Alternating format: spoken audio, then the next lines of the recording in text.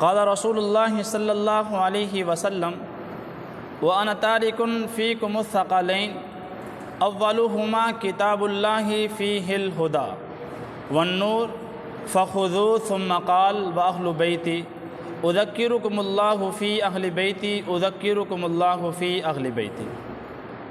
نبی کریم صلی اللہ علیہ وسلم نے ایک موقع پر ارشاد فرمایا کہ میں تمہارے درمیان دو چیزیں چھوڑ کر جا رہا ہوں، اگر آپ ان دونوں چیزوں کو سمیٹ لیتے ہیں، اگر آپ ان دونوں چیزوں کو تھام لیتے ہیں تو آپ کی یہ جہان والی زندگی اور وہ زندگی دونوں کی دونوں کامیاب ہو جائیں۔ تو ان میں سے جو پہلی ہے وہ ہے کتاب اللہ۔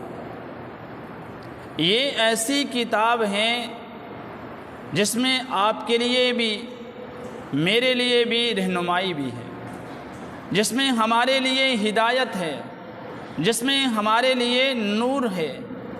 تو کتاب اللہ، اللہ کی جو کتاب ہیں، یہ مجھے بتائے گی، ہمیں بتائے گی کہ ہماری زندگی اس دنیا میں بھی اور آخرت کی دنیا میں بھی کامیابی زندگی کس طرح ہو سکتی ہے۔ تو اس کو مضبوطی سے تھامنے کا مطلب یہ ہے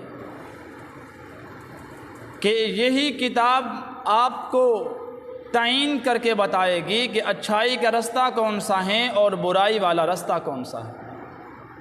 تو اس لیے رسول اللہ صلی اللہ علیہ وسلم نے دو چیزوں کی طرف اشارہ فرمایا۔ پہلی چیز ہے کتاب اللہ اور اس پر عمل کرنے کی ترغیب دی۔ دوسری چیز ہے وہ ہے اہل بیت۔ سب سے پہلے تو یہ اہل بیت سے محبت کرنا، یہ ہمارے ایمان کا حصہ ہے۔ اگر ہمارے دلوں کے اندر اہل بیت کے بارے میں رائی کے دانے کے برابر بھی محبت میں کھٹک پیدا ہوئی تو ہمارا ایمان جو ہے وہ کمپلیٹ نہیں ہے، ہمارا ایمان جو ہے وہ مکمل نہیں ہے۔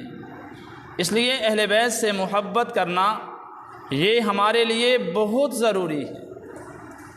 حضور علیہ الصلاۃ والسلام نے بار بار اس چیز کا حکم فرمایا کہ میرے اہل بیت کا خیال رکھنا، میرے اہل بیت سے محبت کرنا۔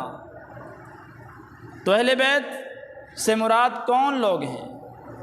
اہل بیت سے مراد سب سے پہلے ازواج مطہرات ہیں، پھر حضور علیہ الصلاۃ والسلام کی مبارک بیٹیاں ہیں اور حضور کی آل اولاد ہے۔ اس کے بعد حضور علیہ الصلاۃ والسلام کے جو داماد ہیں وہ بھی اہل بیت میں شامل ہیں۔ تو اہل بیت کی جو عظمت ہے، اہل بیت کی جو ان کا جو مقام ہے، ان کی جو فضیلت ہے، خلفائے راشدین کے بعد عام صحابہ میں جو زیادہ تر فضیلت والے شخصیت ہیں وہ اہل بیت ہیں۔ اور اہل بیت سے محبت اس لیے ضروری ہے چونکہ حضور علیہ الصلاۃ والسلام سے جو نسبت ہے اور زیادہ تر جو نسبت ہے وہ انہی لوگوں کے ساتھ ہے، ان سے حضور کا زیادہ قریبی رشتہ ہے۔